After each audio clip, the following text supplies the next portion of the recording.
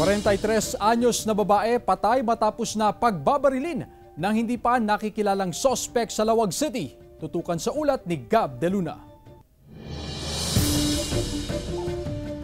Patay ang online seller na si Josephine Rara, 43 anyos, matapos pagbabarilin ng dalawang hindi pa nakikilalang suspect sa tapat ng kanilang bahay sa Barangay 43 Cavite, Lawag City, Ilocos Norte. Ayon sa pulisya, nagpanggap na customer ang mga suspect. Kinausap pa raw ng mga suspect ang ama ng biktima upang tawagin si Josephine sa loob ng kanilang bahay. So tagsasakay dadapela ang met, midikwan, nasiputan sa dati ubing ko nga.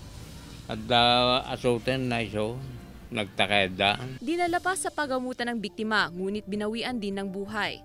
Narecover ang 3 basyon ng bala ng caliber 45 sa pinangyarihan ng krimen. Tumakas ang mga suspect matapos ang krimen. Meron na tayong tinitignan motibo pero hindi pa natin i-divulge ngayon kasi titignan namin mabuti kung yun na yung tutumbukan nating motibo.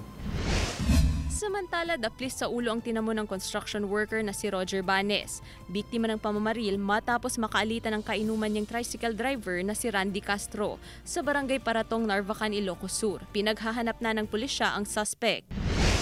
Inoobserbahan naman sa ospital ang 35 anyos na si Rodel Almasan na binaril sa kanang tenga habang sakay ng kanyang motorsiklo sa Burgos, Ilocos Sur. Hindi pa tukoy ang suspect. It's either love triangle and baka isa yun and kaya inano ko, utang. Even though na hindi siya related sa election, upcoming election, kailangan pa rin natin pag-ibayuhin yung ating mga proactive measures like patrolling, intelligence gathering, yung mga ganon. Gab De Luna, 1 North Central Luzon.